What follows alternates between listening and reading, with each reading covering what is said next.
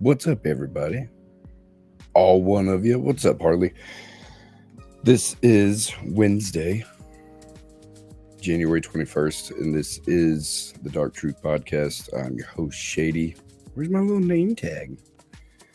Hope everybody's having a good day. It is a good day to have a good day. Where's my little... It's supposed to say host on here. What the frick, man?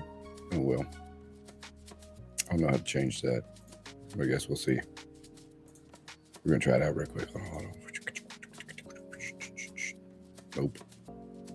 Oh. Cool. Anyways, Wednesday, Dark Truth Podcast.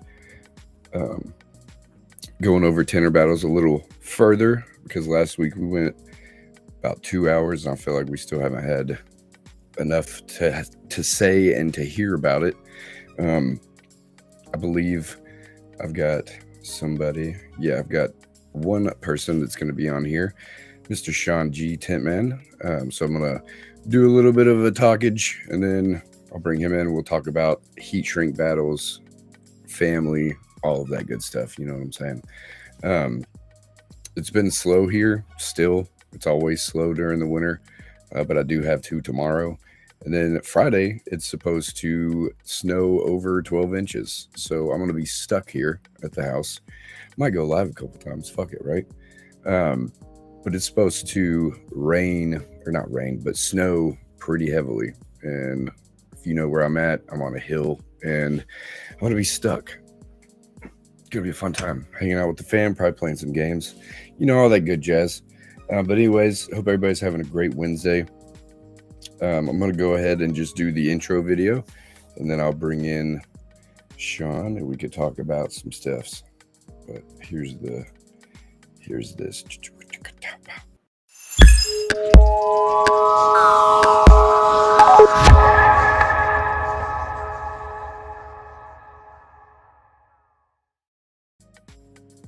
And here's Sean G. Bam. Let's see if this works. Wow. Yo, can you hear me? yep. Awesome. What is up, my man? Looks like you're relaxing tonight. Yep. Long day at the shop and now in the recliner. Oh, hell yeah, dude. That's the go-to spot right after a long day, huh? Yep. Love it. So, man, you said you had a long day. How many did you do today? I did 8 today, and then I had to stop at 1 and run to my eye appointment, and then come back and finish up the last one. So instead Gotcha. of that knocked 2 of them off my calendar, having to go to the eye doctor. Right. Do you typically go? Do you do a lot of the checkup stuff when it comes to? Because I'm bad about not getting like my eyes checked, going to the dentist, like all that kind of stuff. You pretty, little mama keep you on that stuff? Like you pretty regular with it? Yeah, I went a long time not staying up on that stuff, but here in the last 3-4 years, she been on me to.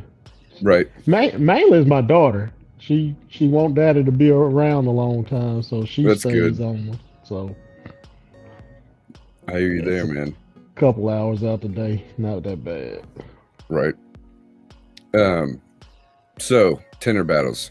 I saw that you got that awesome fucking belt case. Oh yeah, Like the enclosed belt case. He's like, there's no dust gonna touch this thing. Is it climate controlled in there? Or is it just a good well tight seal? the shop is climate controlled, so I guess Right. in turn it is. Right. Main thing was I didn't want to put it in the customer waiting area, and then I look out there and some kids fighting over my belt, Oh scratching yeah, it man. up. So Oh dude. I figured I'd put it in a case and put it up high. That way I don't look out there and have to go ape shit on somebody. Oh, I hear that, dude. Yeah, I would keep that thing pretty protected as well, man. It's a prime piece of real estate right there. Like that's one of the best ones you can get, in my opinion. And when it comes to the belt, how heavy is that thing? Because I never even picked one up. It's not that bad. Just a couple pounds. Yeah. Gotcha. I saw Fernando said it was kind of hard to put his on and it was a pain. You see that video? I didn't see the video, but I feel his pain. I was trying to put it on one of these days this week in the shop, and it's got just little snap buttons on it, and it's Right, hard for you to snap them behind your back. So right, I ended up just threw it over my shoulder for the picture I was trying to take. right. I got you. Yeah, he made a funny video about being in the back of a car and his back was hurting, and Tony was like, "Put on the belt, the support belt," and he put his championship belt on it. He was like sitting on it, kinda, to where it was like propping his back up, dude. It was hilarious because he had his feet in the trunk, dude. That shit made me. It was That's fucking hilarious. funny. And they Yeah. speak in Spanish, so whenever you watch it, it's just funnier because it's giving you subtitles in English, and I love how quick they are with speaking Spanish because it just sounds so fluid. You know what I'm saying? Like I butcher stuff joking with Johnny here and there, but man, it's just the way he was like being all nonchalant about, oh yeah, dude, I maybe do need the support belt, and then I just see the championship belt come in the picture. I'm like, oh, this dude. Yeah, I'm gonna have to go back and watch that. I missed it. It was a good one. So heat shrink battles. How fast what place did you come in the prelims? So in the prelims, I wasn't trying. It was strategy. I Right, wasn't right, trying to put out my best time, but I wanted to put out a time that I felt would get me in the top 16 right, because I know from previous years that it's not once you get into the actual battle, it's not about the time, it's about nerves and not burning the film and all of that. right, So I didn't want to show my hand by doing the fastest time out there, because then I got a target on my back. right, So I just wanted to get under a minute because I figured there ain't 16 people here that's gonna do this in under a minute. So right. just get under a minute and then I'll be in the top 16. So I think I did it in like 54 seconds, and Nice. I figured that'd be good enough. Right. Definitely was good enough. And were you one of the first ones to start in the finals, or did you? I didn't get to see it. I think I don't know what the hell I was doing. Like I didn't see up No, until the finals, so like the finals. I want to say the first ones was Marco and Eliu, and then the next one was Saints, and I forget that other guy's name. So I was like the fourth or fifth set in Right. the in that top 16. And then after that, you just had to go the rest of the way, didn't you? Or was it? No, No, yeah, so because then it for went down to 4. yeah, so it went Right. down Yeah, to yeah, yeah. four, That's right. and so pretty much that which carried into day two. Yep. So That's right. I once I forgot. started on day two, it was to the end. I think I ended up doing 6 battles straight. Right, dude. That's awesome. And like, is it super tiring? Because I've seen This, people say it's man, I not was that bad. tired. I was Right. tired when I at the so my the first one was House, and then when I went up against Bayonne, the first time I was tired. So Right. that so when Heidi said you win, and I'm all excited, and then she comes back and say, "Well, we're gonna do 2 out of 3." I'm like, "Oh crap." Yeah. Because in my mind, okay, that's 2 more rounds I gotta go, and then I Right. still gotta go up against Avery. Yep. And since I lost the weight, I don't have as much energy as I Right. used to have. So that Really? was kind of scary for me. Yeah, Really? How does yeah, that because work? of the weight loss surgery, I can't eat as much as I Oh, used okay. to. So So you I don't have don't. as much fuel. I yeah, Yeah, exactly. that makes sense. I've always wondered how you work so hard and eat so little. Is it stress? Like, is it tough? Do you ever drink like protein shakes or anything? Or So theoretically, I drink a protein shake for breakfast, and then I eat something sensible for lunch, and then a protein shake for dinner. But it usually don't work out that way. Usually, I end up just eating a little small pack of peanuts for breakfast, and especially now because I'm doing the CrossFit at 5 right? a.m. Yeah. So when I get in the truck to leave the house, I'm munching on a handful of peanuts on the way, so I got some energy for that. and Right. sipping on water.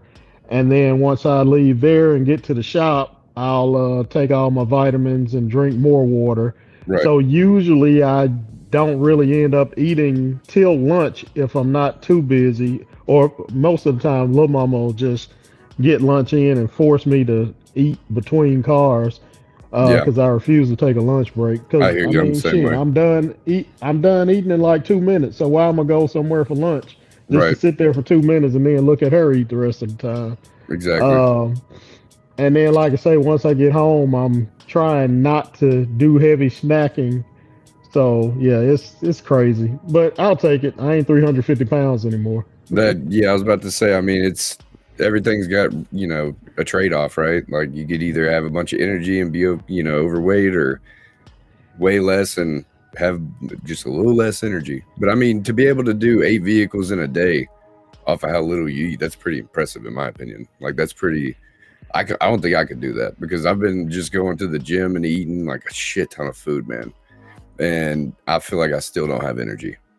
You know what I mean? Like, For me, so as long as I'm moving, now every now and then I'll feel my hands get shaky. So if my right, hands get shaky, I know, hey, you better eat something. So I'll grab a Gatorade or something just to put something in me real quick. But that doesn't happen a lot. But other than that, as long as I'm moving, I guess just the drive of getting to work in and out just right. pushes me through. The good old money motivation, right? Yep.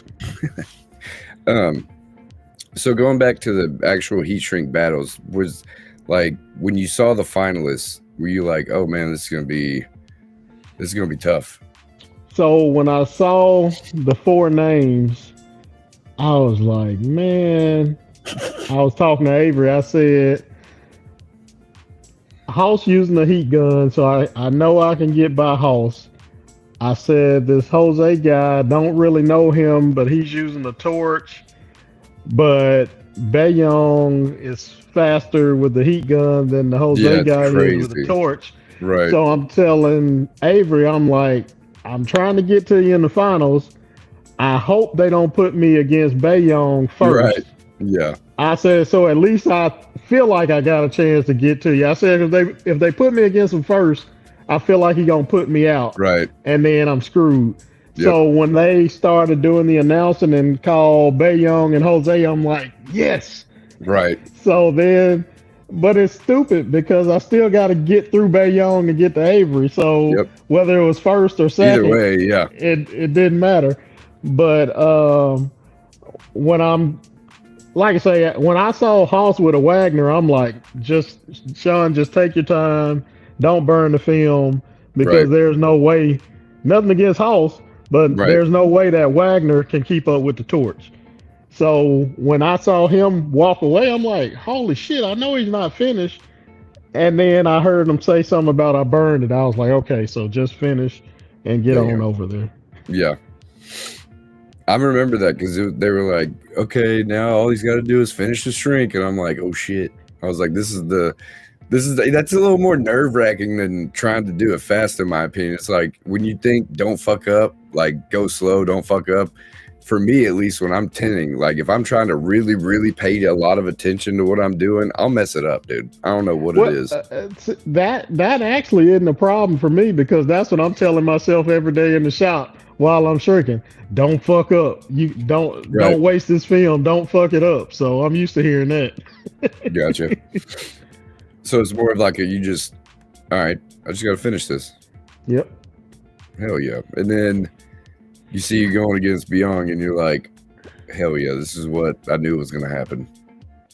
Yeah, but see, so that Saturday morning, I caught Carlos early, and I was like, "Hey, so last year you said the film got to lay flat." I said I was one of the few people actually laying it completely flat, and I didn't get through. I said so. I've been practicing since last year on just heating the film to where it was laying, but not taking the time to lay it flat. I said, so I can do it either way, but tell me which way is the rules. And he said, you got to lay it flat. I said, Carlos, you said that last year. Do I have Make to lay it sure. flat, Yeah. or does it have to look like it's flat? He said, no, you got to lay it flat. I said, okay, so I'm gonna do the same thing I did last year, but I need you to make sure your judges know what the rules say because Right. last year apparently they didn't. And he was like, I assure you, we laying it flat this year. I was like, okay. And but see, I had already been watching Bayong. Right. After that conversation, I was watching Bayong and when he was doing his time, and I'm like, okay, that'll lay, but it's technically not flat. Right. So I don't know. So that's the main reason why when Bayong finished before me in the first go round, I kept going because I'm looking and I'm like, again, that'll lay, but But I'm it's not looking flat. at the waviness over there. So that's why I continued and it worked in my favor because Heidi actually held us to the rules. Yeah, she dude, she was the best.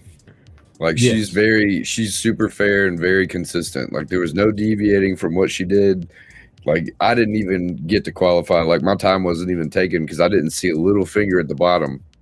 And I was Yeah. like, damn. I was like, I didn't know it had to be like all the way down. You know what I'm saying? And she's like, no, it's just not past the thing at the past the matrix. And I was like, oh shit, I couldn't even see it. I guess I wasn't paying attention. So I didn't even I got one or I think it was 2 runs. And the first one I burnt it because I was trying to do the torch super fast and I'm not good at that. And then the second one was that one. And I went to go do something else and I forgot it ended at 12 and I came back at like 12:30 and I was like, oh shit. I was like, y'all already done, man. I looked at the times and I was like, I could have definitely gotten into the 16, because I mean, wasn't this like the slowest one was like a minute and 30 or something or 40 or something? I thought it was a minute and 40. I could get it in like, I feel like I could have gotten in like 50 something or like right at a minute, because I do a lot of practice here. I'm not the greatest, but I know if I just sat there and tried to do it over and over, I could at least get it once. But heat shrink's not really my bag because I'm just slow with it. I don't do a whole bunch of sedans or windshields. We do mainly I do mainly trucks, SUVs. So I'm not usually shrinking much, if anything at all, I wish I had that problem. Dude, I love it here because it's in the country and it's literally nothing but trucks, SUVs, and like the occasional like sedan. Like tomorrow I've got a Lexus 3 something, whatever. I don't even remember what it is, and it's just getting the windshield 2 doors. And then I got 2 doors on a Pathfinder. So whenever it wasn't laid and Heidi was like, no, that's when everybody was like, one more round or whatever. We were like, run it back. See, I didn't hear that. Run it back. Me and Johnny were in the far corner yelling at, like, trying to run over to the crowd and be like, run it back. And people were so like, I can blame y'all for that shit. Hey, I'm sorry. I didn't know. Oh, it's all good. I thought they were saying that it was a double DQ or something. I don't know what I thought it was, but because there was a discrepancy, so it's like ball don't lie type shit. You know what I'm saying? Like, whatever. And I mean, I get it, and I mean, I actually appreciate it more by the fact that I did get the chance to beat them, quote unquote, cleanly, right? Instead of on a technicality, right? Everybody likes to, pick at that kind of stuff. I don't. I mean, it is what it is. The best person won, in my opinion, that day. Like you're the best person that day to win. Because in the past you got to the finals almost against Avery the previous year, didn't you? Yeah, Avery put me out last year. Oh yeah, that's right. So it really was vengeance, dude. Yeah, it was really revenge. Well, I've been telling him for a year. I'm gonna come kick your ass. There you go, and you did, and that's great because that was, man. Whenever I saw a different speed when you went against Avery than I did in any of the other rounds, I was like, yo, he's flying. I was like, he is flying through those, because I was like, he wants to either get it done quick or he just wants to go out with a blaze of glory. You know what I mean? Like, well, it was because of when Avery, because honestly, if Avery hadn't come and talked to me after Bayong beat me the second go round, Bayong would have got me the third one. And Avery he was like, man, you doing all this hoopla shit like you in your shop, all the floating the film and stuff. He was like, that's you losing time. Stretch this damn film out to where you ain't got to do all of that and just blaze through it. And that's what I did. Yeah, dude. The third round, and then that's what I did against him. So he Yep. shot Because himself in that, the foot. yeah, that whenever, yeah, in the championship, dude, that was whenever I saw how fast you were going, I was like, God damn. I was like, I would have burnt it. Just saying. But to see, especially after you won, how emotional it was and how like y'all are like brothers, man. So it's like whenever you're going against your fucking family and shit, it's like it's a great feeling because one, you can rub it in their face. And for two, it feels good knowing that you beat somebody that had previously beaten you and that you might have even thought was better than you were. But I know you probably didn't think that because, you know, you told him all year Well, you would beat his ass. it's like I say, shit. Hell, next year he might beat me. That was just my day. Right. Sorry, I tell when customers ask me about that type of stuff, I'm like, look, at that level of competition, the skill levels are so tight to where right. anything can sway it either way. Yeah, the smallest thing, like, you know, dust in the air, or, you know, the film floating a little too much in one area, or, you know, getting a little too close with the heat, or, you Yeah, know, and Avery said that second go round, he forgot to put his dry shrink prep down. So where he burned it at the bottom is because the film stuck to the glass yep, because he didn't put the prep down. So yep. like I say, any little thing Little, can. yeah, dude, it's always the little shit. Like, we had a really bad score in auto because there was a scratch on the front window, like on the tent. Like, in it, you know how it looks like fingernail, right? It's always Mhm. fingernail, in my opinion. And so, like, just those little bitty things, like, not either, you know, sanding your fingernails, or you not even just not seeing it, especially with the lighting in the corner we were in. It was just kind of tough. Um, but you learn from those little small things and you double check those next time, you know, because you're like, okay, this happened, so now I got to double check it this time, you know. So my first time at WFCT, Chris Brooks, he made a note on the car saying I left a pun in the door handle pool, Yeah, and I called myself wiping it, but I guess I missed. I wiped the door panel, but I missed inside the little pool handle. right, And it's, since then, every car at a competition or in my shop, I make sure that I wipe down inside of that pocket. So I tell tenders right. all the time that hit me up about nervous on competing. I'm like, the quicker you can jump in and start competing, the The better more you you're learn. gonna Yeah, come all the way around. yep. I tell them every time I compete, I make a mistake. But guess what? I never make that mistake again because it's burned into my memory. Okay, Exactly. you did this and it screwed you, so don't do that again. Yep, exactly. I agree 100%. Just like with the car battery dying in the first competition I was in, I was like, from now on, I'm bringing a jump box every fucking time. I've never not left the house without it. You know what I mean? And now I keep one in the shop all the time, always charged, always ready, because I've let shit die in my shop and been like, oh great, my jump box is dead too. Now I gotta wait like an hour or two just to be able to get it to jump a little, you know?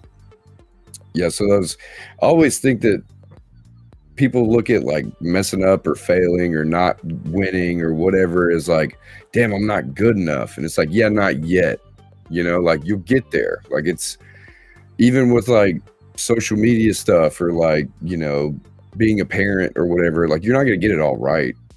And Nope. it's okay to get it wrong, because then you learn from it and you don't make the mistake again, like you said. And that's really like the only way that people grow these days. Like, used to, when you learned something and you learned it the right way, it's like you learned it, but you didn't really grow to learn it, in a sense, right? Like, you never got to experience messing it up first, but then, you know, eventually you might mess it up the way that you were supposed to learn it, if that makes sense. You know what I mean? Like a rookie mistake, as in like, I forgot to do this after I, you know, shaved the window, or before I shaved the window, I should have heated it up, or I should just let it sit for longer, or I forgot to put, important sauce like I do to try to make it easier to shave. And then you're like, oh, well, I'm never going to do that again. But then you might 10 years later be like, oh yeah, I remember I did that in the competition. Now I did it again. It's kind of like history repeats itself. But also with like the good things you learn, like going to these events, like meeting people, networking with them, getting different perspectives on business, especially because I have a different perspective than, like, say, somebody like you who works super, super hard, long hours, early mornings. Like, I'm not that guy. Like, I can't do it. Like, I commend you on it and I respect the shit out of it, but I just couldn't do it, man. It would drive me in the ground because I'm a morning person, but I'm not a 5 a.m.er. You know what I mean? Like, I'm a good 7 a.m. wake up guy, and I'm good to go. I mean, sometimes 6:30, just because right when the kids get up, going to school, I'm ready to get my day started too. So, I mean, it's at these events, you just get that broad array of perspectives from people that you can even change how you think of things and then make your business better, even on a smaller scale, Yeah. But that's one of my favorite things about the event. And now with the like the new news about how it's not over, it's continuing, and all this kind of shit, and like the imprint it's put on social media and on the internet itself, it's pretty dope being a part of that. And I'm sure being the Heat Shrink Battles champion has its benefits in that aspect, being able to be like, a customer sees a video of you doing it and they're like, what the fuck? That's my tint guy. Like I just ran across this TikTok page that's posting videos of him using a blowtorch to shrink window film, Have you had any of that? Have you had anybody be like, dude, I saw you on TikTok? So I went, or Instagram or whatever. I went last night. That's why I was asking you what day, because I had bowling league last night. Oh, okay. And I'm in there warming up, and all of a sudden over the intercom, look down the lane 18. Let's congratulate Sean G. He's the world heat shrink battle. What I don't know. Yeah. She fucked it up, but I knew what she was saying. So the whole bowling alley is like, eh. I'm like, oh shit. Yeah, bro. That's awesome. That's awesome, man. I bet it feels weird in a different setting than at Tinter Battles. You know what I'm saying? Like, out in the wild, basically, you're like, what the fuck? Like, how do y'all know this? My cleaning lady at the shop, she came today, and she was like, hey, I saw you on Instagram. Keep it up. Oh, that's awesome. So, man, I love that. It's crazy. I've got a couple people around here that I'll be like at the grocery store or something, and they'll be like, what's up, Shady? And I'll be like, what? I'll turn around and they're like, and it's somebody I don't even know. And I'm like, I'll watch you on TikTok. And I'm like, oh, sweet, man. You need your card to holler at me. Like, here's my card. Dude, funny story about that. Just go off on a quick tangent side story. I went to pick up some Chinese food yesterday from my favorite place here in town. It's called Chef Lin's. It's a family-owned Chinese restaurant, and they only do to go right now. They used to have people that would dine in, but they kind of shut down during COVID, didn't pick it back up yet. Went to go get some food, and I was like, hey, by the way, here's my card if y'all ever need some windows tinted. After I did that, we went and I measured all of the windows in the place because he was about to start like renovating and getting things cleaned up and ready to, well, he said getting ready to start doing dining again. So I was like, yeah, I can measure these right now. And I, went on Tint Wiz, did the proposal and everything, sent it to him. I wouldn't have done that like 3 years ago, whenever I was like just starting out learning the business part of things and like the sales part of things. And a lot of that confidence comes from like people in the industry that are like, dude, you just talk to people like you normally talk to people. It'll work. I promise. And I'm like, I would always make it this big thing. Like, I got to be like a salesman, and I gotta try real hard to get this sale and close this thing and all this. And I'm like, it's easier. Like, that's what I've been doing, like in the past year, being on my own, is like just relating to people and just talking normal, Yeah, I found that when you talk normal to people, just explain the benefits, but don't be overbearing. So make it seem like, hey, I'm happy if you want to do it. It doesn't matter if you don't. I'm just glad to give you the information. So make it seem Right. like I just make it seem like it doesn't matter whether I get the job or not. And 9 times out of 10, Lil Mama ends up getting a call saying, "Hey, he was in here telling me I want to go ahead and do that." Hell yeah. As opposed to I can remember 5 years ago where I'm damn near begging them to let me get to work and it hardly ever worked. But now that it's Right. like I don't care whether I get it or not, I usually end up getting it. Yeah. Most of the time, yeah, it's usually just okay, well, here's the square footage. It'll cost you around this much. We went over the film options. Just let me know if you want to move forward. I'll send you the proposal. You could either okay it on there, give me a call. And they're like, okay, is that it? And I'm like, yep, that's it. See ya. And I just, it's like 10 minutes and I'm like, all right, I'm out. Like I figure out what they're needing. I show them what they could do. And then I'm like, if you want to get prices somewhere else, that's fine. I don't do competitive pricing. This is my price, blah, blah, blah. Appreciate you letting me come out and look at it. And then boom, just leave. And they're like, usually they'll call and be like, hey, it's not going to be anytime. Like sometimes it'll be, we're not going to do it right now, but we want to use you, because we had another guy come in and then they're like, he had a piece of paper and you just put a price on it and all this. And I'm like, all right. So like using TintWiz for me, at least, has kind of separated me from some of the places around me. Yeah. I don't know. Do you use TintWiz for proposals for flat glass? So I have it, but Lil Mama is more stubborn than me, and she's just Oh set in her no. ways. So I still pay for it, but because I believe in it. But I stopped fighting trying to get her to use it. So if I hear I you. go out and measure, then I use it. But she does most of that because I'm usually stuck in the shop doing cars all day. Right. So yeah, I haven't converted her. That's why I was hoping they had some people there at Tinter Battles so that I could kind of sick them on her. But Dude, you should have told me, man. I would have got Tanya on her. Tanya would have got her, dude. She's the best. so, She's from Arkansas, actually. oh, I didn't know that. Yeah, dude. I was like, when I found that out, I was like, no wonder you're so cool. But yeah, I've been paying for tent wheels for probably 4 or 5 years now. No, And that's dedication, dude.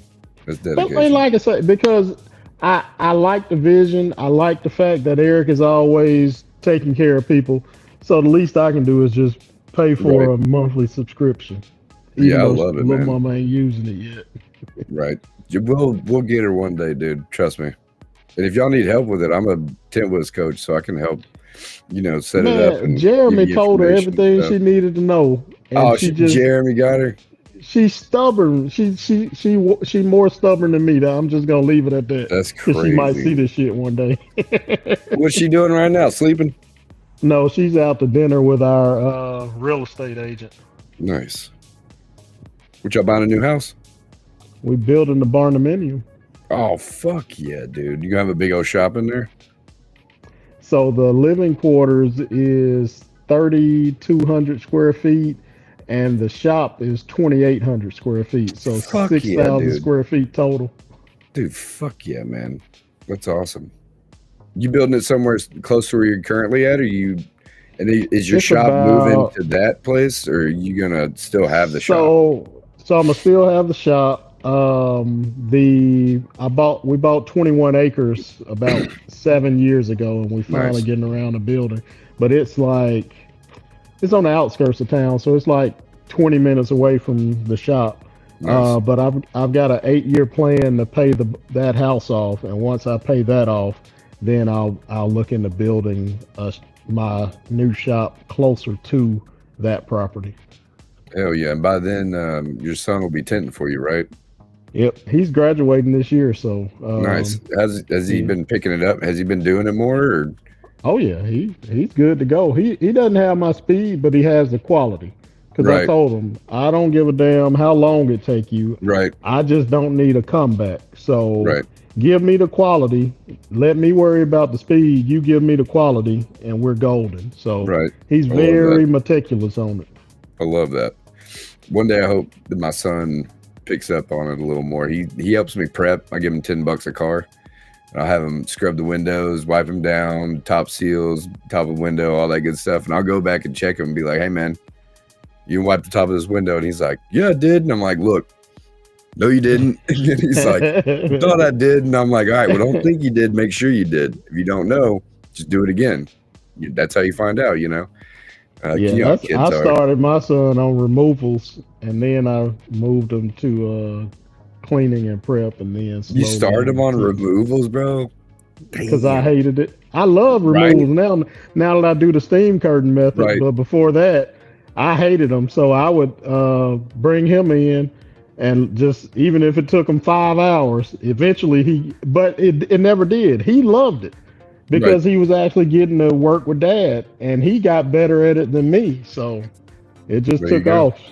So every now and then, when it used to get slow, I would put out half off removals, and because it didn't matter to me, because I wasn't doing it anyway. He was on the other side of the shop, and the shop was still bringing in the same money tinting. So I mean, you can't beat that, bro. That's a good old. That's that cheap labor. But he was making good money, because when I would do that, I just whatever I charged the customer for the removal, he'd get it all. So hell yeah, that was good money. Oh yeah, he was making good money back then. Mm-hmm. When you ain't got no bills and shit, that's a lot of money. Yep, that's a lot of money. That's what I keep telling them. Better enjoy it. Right, it's almost there. You said he's almost 18, right? Yeah, he's 18. He's graduating in May. Yeah. So right there. We of the 21 acres we bought, we put 1 acre in his name, 1 acre in my daughter's name. So we're already coming up with a plan for him to either build a house on his acre or put a modular home out there, so he can have his own space. Dude, that's awesome. That's great. I love that. We got 20 acres out here, and we've got a big old barn that my grandmother used to use for like therapeutic horse riding. It's pretty big. And eventually I'm going to turn that into a shop, you know, and free up the garage. But now that you say barn dominium, now I want to build like half of it into a house. I'm pretty sure the wife would be okay with that, because she's big on those barn dominiums. It's just one of those big red and white ones though, you know, so maybe a color change one day, maybe not. We'll see. But man, whenever it comes to, how Tinter Battles went, I know this question's been beating the fucking dirt, but I'm just gonna go ahead and bring it up because somebody asked, do you think the sander was legal or fair? I don't care either way. I thought it was great. I feel that it was innovative. According to the letter of the rules, it was allowed. Exactly. And I wish that I had thought of it, because I would have been the one with the damn belt sander. But I actually bought a belt sander about 3 years ago, because I saw somebody on the 313 doing it. And then I bought it, and when it made it, I put it on the shelf and I forgot about it. So when I didn't even see Saints doing it during the competition. I was on the same car and I didn't see it. I was on the same fucking car and I didn't notice. Johnny's like, you didn't hear that shit? I was like, bro, hell, I was locked the fuck in, and all I heard was people yelling behind me. That was it. Yeah. So, like I say, I wish I had thought of it, because I'd have done it. So, hey, that's what reading every letter of the rules will get you is finding a loophole. Yep, and whether people like it or not, he did what he did, and he was. I feel like he would have won either way. Right, I feel like he would have won either way, because he's been locked in for this one since he lost. If you look at the scores from the finals, and take away the shaved edges, because that's where the belt sander came in, he still would have been in first place. Exactly. And that's what people forget. And also, Kyle used one too, and he's not getting fucking chastised for it because he didn't win. Yep. Like I was saying, like if he would have won, would they have said something? Probably not. I think anybody that won that used it, they'd have said something. It's because they didn't think of it. That's all it boils down to, is he used something that I didn't use because I didn't think of it. Exactly. Dude, I would love to get. Hey, Brent, I know you're in the chat. I would love to get your input on it because you are a judge. I kind of want to see what he says if he's got time. If not, it's cool. But like, if it was a problem, the judges would have DQ'd him, right? Exactly. So it's like, Or who at are you mad least at? after The the judges first, after or the Carlos? preliminary, the judges could have said, "Okay, you made it through that round, but no more belt sander." They didn't do that, so apparently Exactly. they were okay with it. And everybody could have went and bought one if they wanted to. I would have. Exactly. But Avery put a big old mitt on the damn window. Dude, I walked by y'all's car and I was like, oh no. I said, what happened here? Somebody was like, Avery, big ass hand or something. And I was like, oh no, man. Even with that, we still had an 86. So if we didn't have that, we'd have been in the finals. If we I thought the lowest score was like a 92 or something to get in. But what I'm saying is the 86 was just from the one window and then a DQ. Okay. So if we had points added to it from that other window, we'd have been golden. Yeah. Dude, hold on. Yeah, whenever I saw it, man, I was like, how the fuck does that happen? Like, the way it was shaped, I was like, how the fuck does that even happen? And then somebody told me that he grabbed it, and I was like, oh, well, that makes sense. He squished the shit out of it, that big-ass fucking hand he's got. Yep. Trying to pick up a squeegee off the floor. That's crazy. I don't know. And it was already time and already ended, so he couldn't, because you could have just taken a squeegee and pushed it back out. Right. But because we were out of time, he couldn't touch it. Damn. He should have. Damn. It was that close, huh? Yep. That's wild. Hold on just a second. I got to see something real quick. I for sure thought y'all were going to be in the finals. If that hadn't happened, I'm pretty sure we would have been.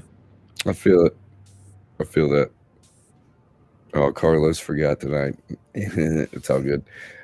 Brent, the question was, would you like to join the live to get an inside view from a judge? I don't know if you're still watching,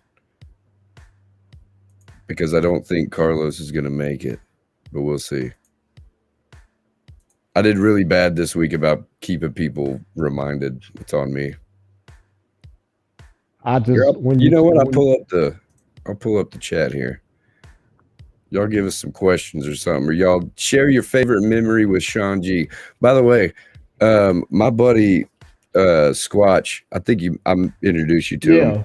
Yeah, but he was like, man, I've been really wanting to meet Sean G. And I was like, let's go, dude. I was like, what you mean? He's right here. Come on. Let's just go say what's up. Next year, I'm going to start coming back to the events. Mitchie Drifts.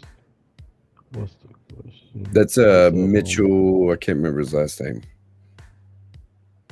Oh my God. That's crazy. I can't remember his last name. Let's join. Oh, I think I was going to plan on just doing this for an hour, Carlos. So if you're able to. Avery listening, he say, I hate that. I'm still saying damn. You're right. That's literally what he said. I had my back turned and I heard him say, damn. And I didn't even want to look around because I already knew it wasn't going to be good. You're right. And you just see this fucking long ass finger, dude. My favorite was telling him how to win. Yep, it worked. Avery said that was his favorite moment, was telling me how to win. Hell yeah, dude. I bet that does feel good, being like, well, the reason I lost was because of me. You know, like, it's my fault. I told him how to beat me. Yeah, it'd be like that, bro. You're like, all right, well, I shouldn't have gave him good advice today. You know? Brent saying he'll join. Bet. I'll let me get this copied. I'm gonna send it to your messenger, bro. Give me just a second. Brent is like the king of lives anyway, so. And I say that just from TikTok because my eyes got dilated today, so I'm having to hold the phone close to read these comments. Oh, they got dilated, bro? Yeah, and I had to drive an hour back to the shop and tend another car. I didn't know they were going to dilate my eyes today. Damn. I would have told him no. I'd have been like, no, you can't do that. I got to drive. Oh, Mitchell Hall. That's right. That's right. I'm the worst. What's up, Chase? Favorite part was Jay hyping the crowd up. Hell yeah. Dude, that shit, I love doing that stuff. Like, I was saying this to, I think it was my wife or my buddy Dustin the other day. Like in high school, I loved being in the student section. I loved leading chants. Like that shit was so fun. Like everybody just yelling because you're like, let's go, whatever you got a chant going. Like whenever I go to these events, that's what I feel like I want to bring is like a little more like, hey, let's get rowdy. Like it's too fucking quiet in here. Like I don't like it when it's quiet. It makes me nervous. So like I know Carlos is loud on the mic, but I want to hear like all of it. I want to hear everybody screaming, having a good time. I actually lost my voice doing it, which fucking pissed me off, but it is what it is. But yeah, that stuff's fun, man. I enjoy the shit out of that Avery stuff. looked like he trying to come on too. Bet, I'll shoot him the link too. We can just have a party, man. We just have a big old party up in this, bro. Have a shindig. Atlanta. Yeah, Got it's the always tallest good. tenor and the shortest tenor on the way My here. my wife Wait, said, where'd he go?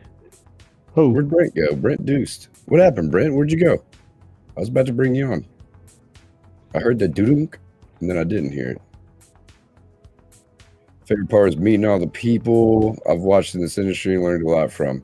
Man, hell yeah. I still love watching these people. Even we compete against each other. It's still awesome, like, watching them across the damn way doing their thing, and I'm over here doing my thing, and I'm like, shit, that's Sean G right there. Or like, damn, that's Kyle Whalen over there, all that stuff. It's surreal most time. Brent's working on coming in. Okay.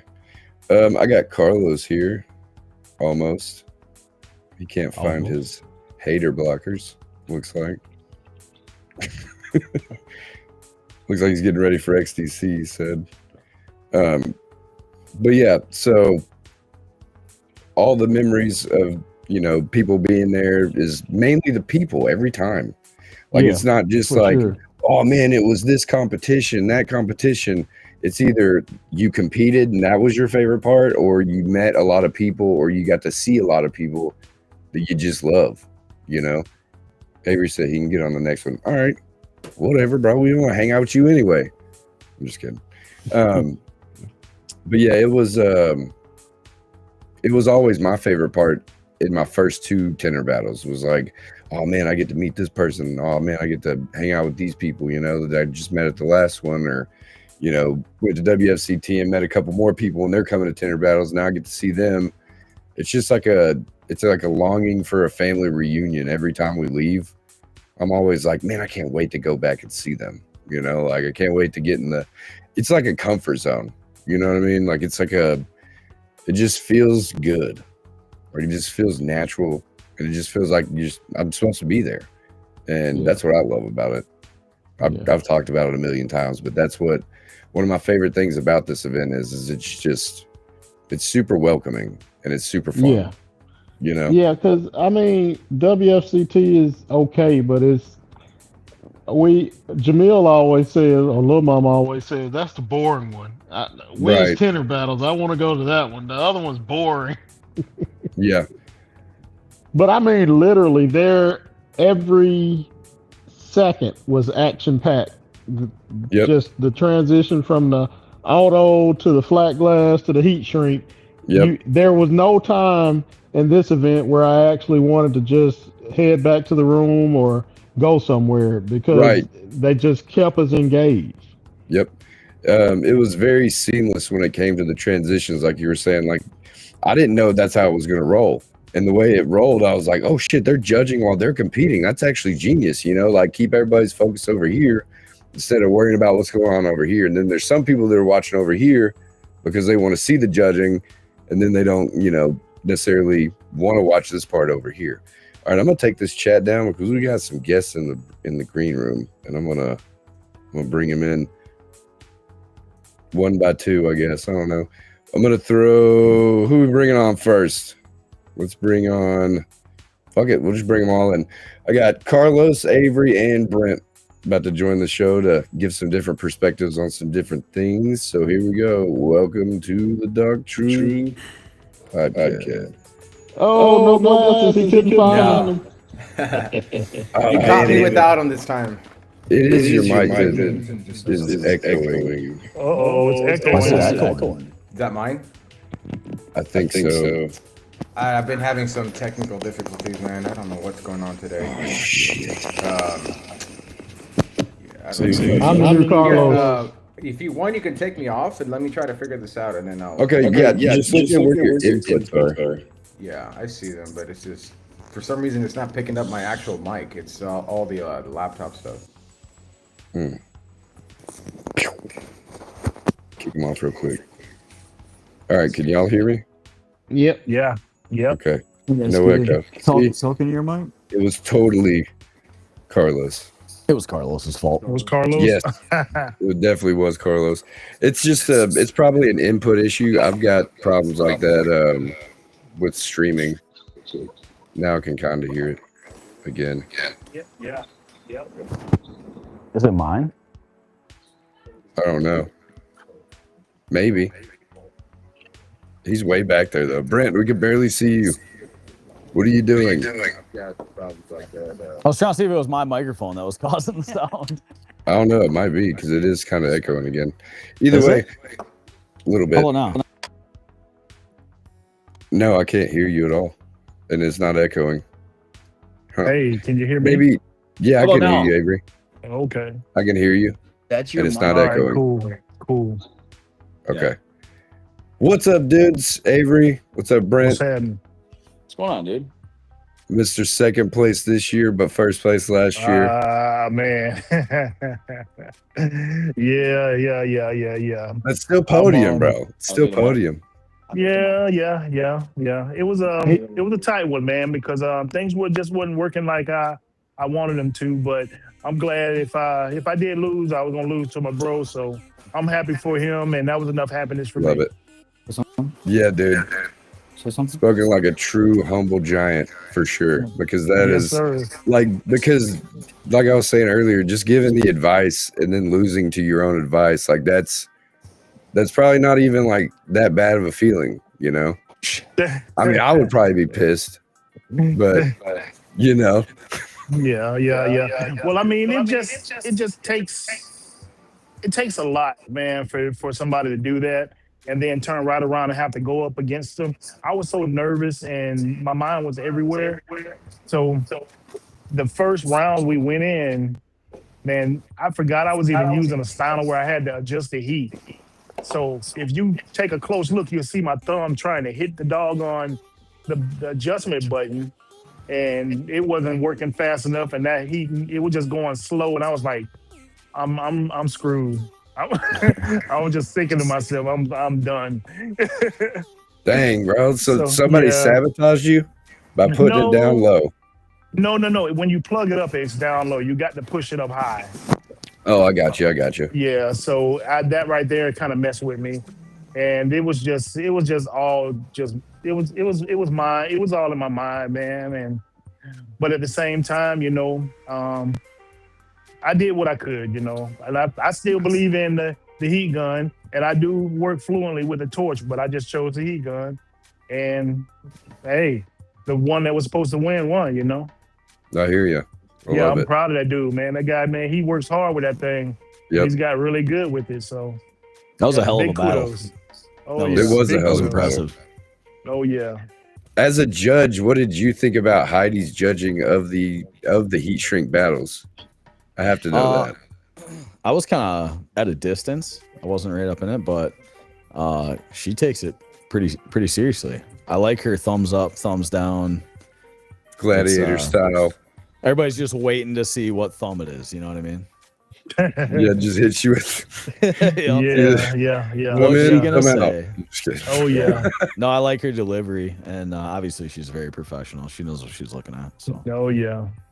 She was very strict. oh yeah, Like I was Well, saying she's fair, earlier. She's Right. fair. Yep. And that's what a lot of the judging needs. And I think that Brent was a pretty fair judge. I was watching him over there circling the shit out of some windows, doing some talking, being thrown in as a special judge. You know, that was pretty crazy. Yeah, that was cool. So yeah. as us as competitors, we know how hard it is to judge the windows because we judge them ourselves. Yeah. As a tenor who's judging tenors who judge their own windows, what kind of pressure does that put on y'all? And how many DMs have you gotten about their scores and why you circled certain shit?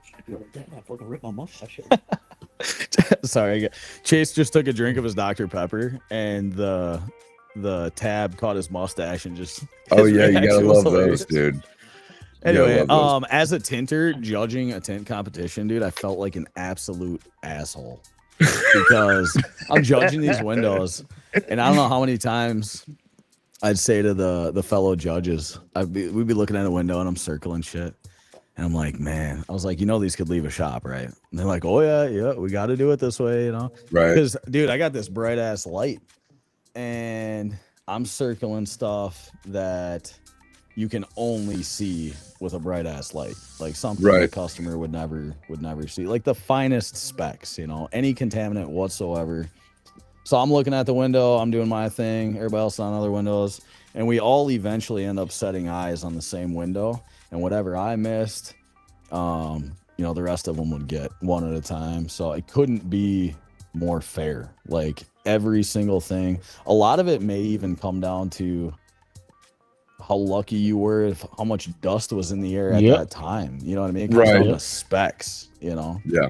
Whoops. It was a lot of dust in there, man. Yeah. Chopper made that video, man, and you could just see it flying everywhere. And that was crazy.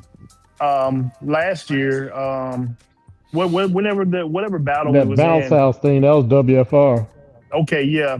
Well, no, it was something else because Richard Glenn had showed us. He was like, dude, he said, watch this, and he stomped the floor, and all the dust just flew up everywhere. And he was like, man, dude, these rugs are killing us. And I was like, oh shit, is it? That was WFR too. But the thing you have to remember is everyone has the same we're all in the same environment. It's equal opportunity, So it comes down to the details in your installation. There you go. Yes, sir. Yeah. I agree.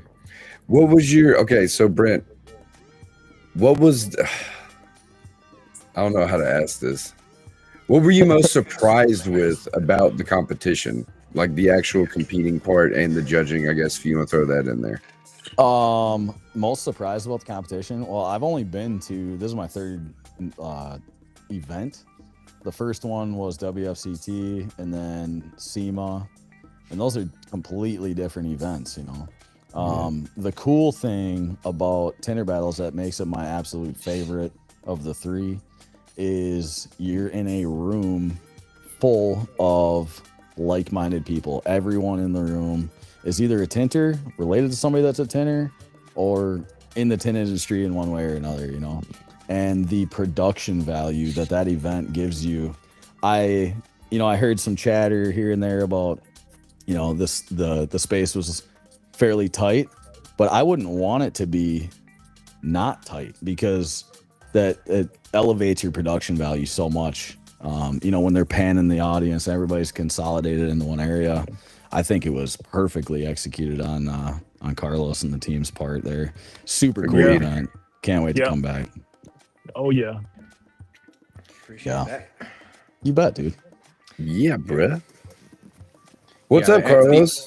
What's up, man? The energy levels change whenever it's tighter, more compact versus it being too spread out. Because I've been in shows where it's a giant space and the amount of people feel like it's a ghost town, and then you condense those people into a smaller area. I think energy is contagious too. So the closer you get people together, man, it's just that energy is just spreads out and it creates an atmosphere, and I think it was intentionally done. Also, it's because of what we do in the production is we invest a ton into the production of it.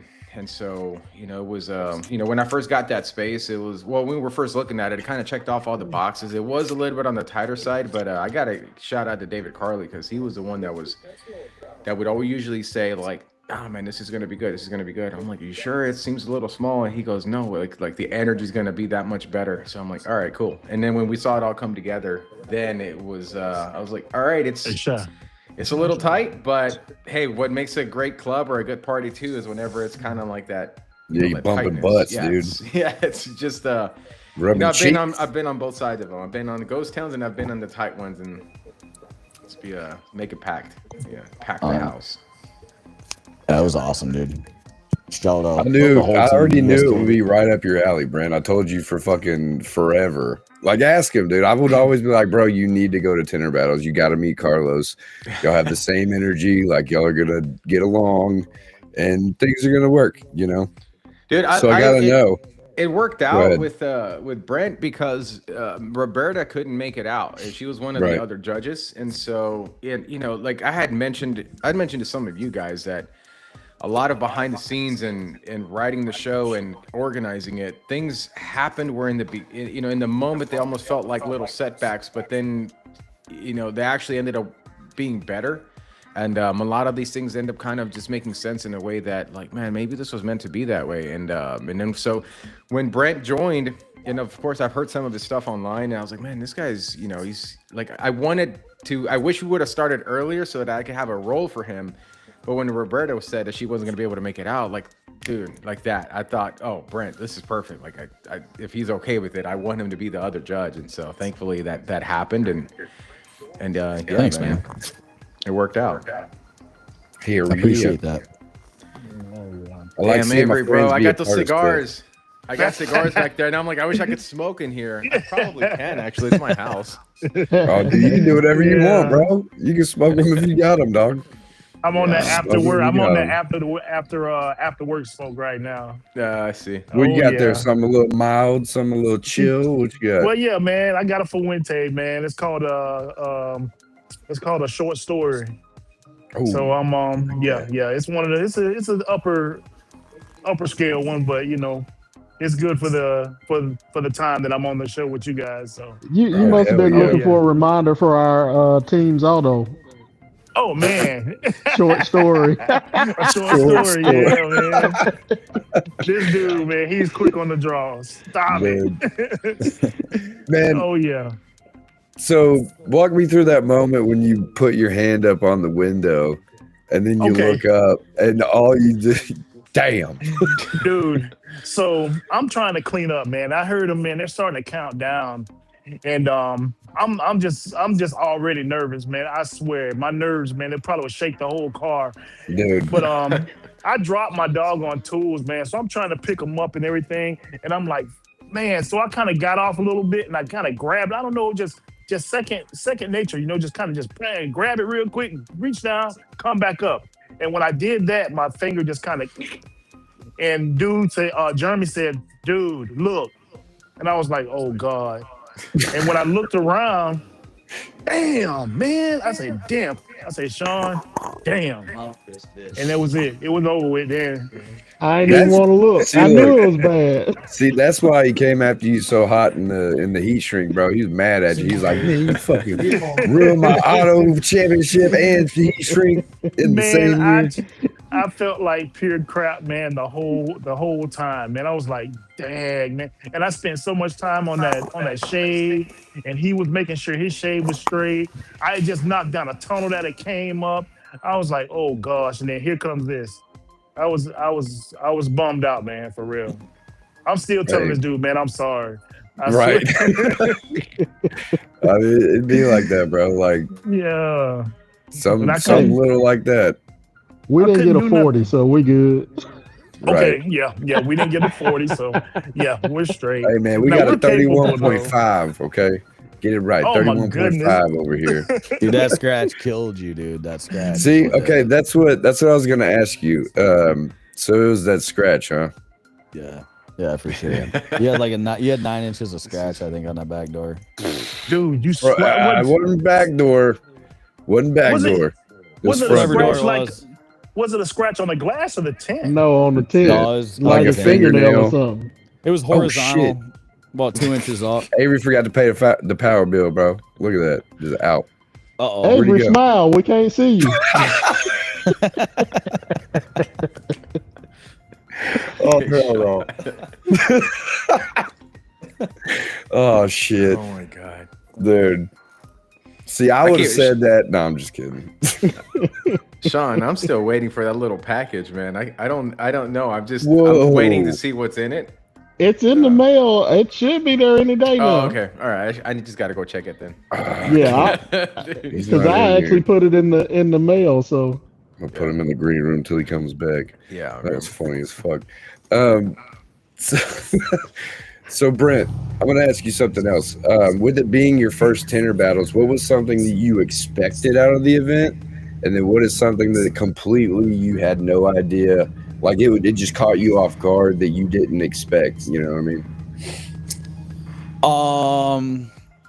I guess one thing that I guess I should have expected, but I didn't expect the turnout that it had. Like I didn't expect to see damn near every face I recognize from the internet at this event. Cause like I know people were spread out throughout SEMA and WFCT and stuff, but I feel like the names, every name you know was at that event, which I don't feel like I saw at the other two I've been to, you know. So I was surprised to see that, but also not at the same time because obviously they've experienced it and that's why they're there, you know. But that was cool to see. Like like Sean G, Avery, everybody. I mean, all you Got to guys, meet you man. for the first time, which Yeah, was dude, nice.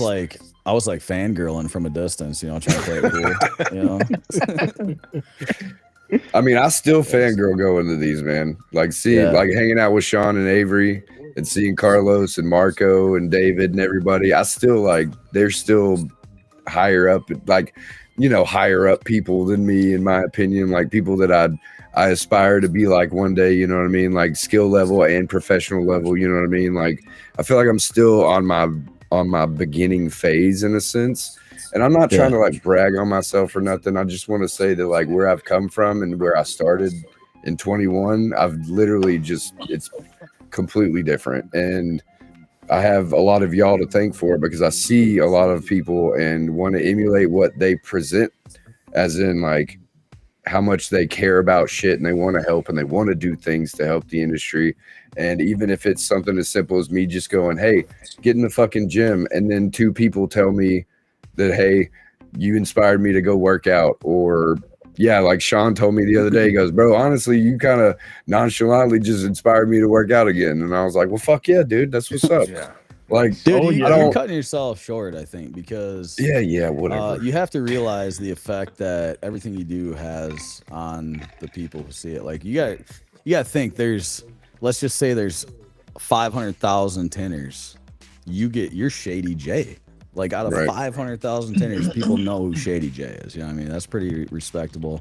And dude, before Travel and Tinter even existed, I used to set you on the seat of the vehicle I was working on and watch. Like you were part of my inspiration to do what I do, and it got me to where I am. Yeah. So Yeah, Brent, don't cut yourself short, dude. Yeah, Shady. What year was that, Sean? We first went, or was it the same? It was the first 23 with me and you, Sean. We started going, or was it 21? No. No, it was 20. It was This Orlando. is in Orlando. Yeah. Oh, I went 22 then. Yeah, it was in Orlando, and Jeremy was like, my car. Jeremy was showing me around, you know, because we were new to it, man. Yeah, we didn't know nobody. He was like, man, dude, you know who that is? And I'm like, who? He was like, man, that's Shady J. And the name just, I mean, it sounds like a freaking celebrity already. I'm like, that's Shady J? And I was like, shoot, heck yeah, man. And then, you know, just to be able to shake Carlos's hand, and you guys have a conversation with Marco. Right. And, you know, who were all down to earth. Yeah, dude, you know, everybody's super inviting. Dude, you guys were our celebrities, man. It was like, dude, we were there just to see you guys and to be in that same environment and to see you guys in action, man. Dude, I was like, wow. Hey, I told Sean, man, dude, we got to go to these things and network, and he took it and hauled ass with it. Yeah, He was- dude. Sean, fucking, bro, I didn't know Sean who the G fuck is Sean Sean was. G. Yeah, Like, he's a Yeah. fucking celebrity. You know? all I would Yeah. see here and there would be nothing but Sean G videos, and I'm like, dude, who is Oh, this yeah. guy? And then I was like, oh yeah, I think he was a Tinter Battle. And then you were at 23 competing at Amelia Island, and I was like, okay. And then you taught that. I think you were teaching Gilbert that back glass technique during the Yeah. competition. And I was Yeah, like, that's yo, what this I remember. motherfucker. I was like, this motherfucker right here is a different breed. And then you win the heat shrink battles, and it's like every 2 years something crazy happens. So I can't Yeah. wait to see what you do in 27. I don't know what it's going to be, but it's going to be Give me my something. belt back. Give me my belt back. That's what he's gonna do. That's great. That's great. That was the first time that I think that was the first impression that I think I got from Sean G and Avery, because I remember we had different vehicles in Amelia Island, and the toughest one was the Charger that you guys got with the peanuts on the back, and then I just remember seeing you talking to somebody in the audience, and you took time, you took time on when you guys had the most difficult car to still teach somebody and have that moment with someone. Like that was I think my first impression of Sean G with that one. And then you guys coming in Shaded Slingers and you guys doing your thing. I still remember the entrances. I Dude, think Avery was coming out with like jerseys. Oh, he doing came up something. just yeah. Yeah, dude, the jerseys and shit. Yeah. That's where I really liked the jersey idea for competitions when I saw y'all's fucking attire, like the stitching and the stitched jerseys, bro. That's what I want. I want those stitch button up jerseys. Like those are sick. Like, cause you know, I grew up wearing shit like that, like oversized jerseys to school and stuff like that. So it's like a nostalgia thing. Whenever I saw it, I was like, why has nobody thought of this yet? I was like, this is genius. Yeah, so That was this all year I Sean told G, Avery, I man. said, hey, everybody done took over the jerseys. So I'm gonna wear South Carolina, you wear Georgia, and we gonna be different again. Oh my yeah. God. Oh yeah. That's funny, man. Heck yeah, man. I got a whole closet stacked with jerseys, man. Sean, That I every ordered. year. Yeah, every year. Hey man, I got your jersey already. Look at this. I'm like, dude, man, when am I gonna wear these things again? Right. Oh crap. Just wear them to the grocery store, man. Dude, I do. Right. Man, one of my favorite people that I met was Jay Peters. I've known him online for a little bit from TikTok. He goes by Shady Squatch. I think most of y'all met him, if not all of you. But he was like a guy that I wanted to show around to the event because he had admitted he's an introvert and stuff like that. And I was like, yo, dude, then we got to meet everybody. I was like, you got to have a good time. You got to just be there and just be a part of it, right? And to see Brent put him in videos for their training seminars and stuff that they did at Tinter Battles was also awesome, and name dropping them and stuff like that. But what he said was everybody he met at the event was very down to earth, real dudes. Not a single person I met just said hey and walked away. Such an inviting and welcoming group of guys. Dude, that's exactly how it was for me, my first one. And it should be for everybody that goes, because nobody wants to come across as thinking they're better than anybody, especially in this industry. Well, Right. there are some people, but like that arrogance, in my opinion, is what hinders most people from growing or even being likable, right? Like most of the people that are enjoyed in this industry are just down to earth people that don't give off negative vibes, Yeah. It's all Yeah. trying to grow and being positive, even in a shitty situation, finding the good in it, right? Like how everybody's bitching about the sander. Well, we all thought, and everybody that was a part of the competition, nobody really said it was cheating. None of us complained about it, in my opinion. I didn't see it, at least. And so it's like, if I had thought about it, I'd have had Right. a damn sander in my hand too. okay, and we also have a judge here. So how did he damage the glass, Brent? I mean, I'm not gonna lie, the edge looked pretty nice. Right. And so it's like, Yeah. who are you going to believe, or who, like, people want to be outraged. So like us inviting people and being welcoming and being genuine and down to earth people towards them makes them want to come back. And we want them to come back because we want to hang out with them, Hey, because Shady it's Squatch fun is coming time. here. Yes. Next This is a month. chance for us to actually get out and see everybody, man. These are the times that we get a chance to rub elbows with everybody that we don't see all year. We see them online, but that's it. Right. So that gives us an opportunity to actually sit down and break bread with everybody that we see online. I love it. You know and who then you was don't even get enough time to hang out with all the people you want to hang out with. So yeah, you No. got to be kind of choosy who you kick it with, but then you got to wait for the next event to go hang out with this other person you wanted to hang out with more, you know? Yeah. So it's like you kind of gotta allocate your time with what you got going on, who's competing, when can you hang out, when can you network, train, learn from, whatever, take pictures, you know. Dude, you know who surprised me that I had met for the first time was Mauricio Chapa, because he posts a yeah. lot on man, that 313 yeah. group, and Yep. and I've seen some of his interactions with people, and He you stole know, my torch. I'm just kidding. people in the comment section sometimes will be a little rough on him, and he'll be rough back on them too. So like Yeah. when when he was posting a lot of the heat shrink stuff, to me I thought, dude, you should come to the heat shrink battles. And I might have sent him a message or something like that, but he kind of had that standoffish attitude of like nah, like I don't need to go out to that kind of stuff to prove myself. And Yeah. I don't know how he ended up getting there, but when he did show up, it's like, dude, you're cool just like everybody else, man. It's just Yeah. behind a keyboard, so you don't know who He to does be kind come of aware across as an about. asshole. Yeah, Just saying. I thought he was an asshole Me because too. Sean was like, man, dude, that's that dude right there. And I was like, that's him? Yeah. I was like, man, he's smiling and shit. He's walking Yeah. around shaking hands. Yeah. Dude, and then he ended up Cool having a cat in blast. training. Yeah, cool, he dude. came Cool, he dude. came up to me. He was like, "Hey, I got this popper confetti thing. Let's go over here with the belt and get your wife the video, and I'm gonna pop it, and it'll be a cool Yeah. video." Yeah. So, He's a content okay. guy too, and that's awesome. Yeah, That's what I like. To me, what I think stood out, like, man, dude, because I'm in the middle of the action throughout the entire thing, but mentally, it's like I'm having to run the entire show, so I don't really get a lot of time to, as much as I would like to talk to people and kind of.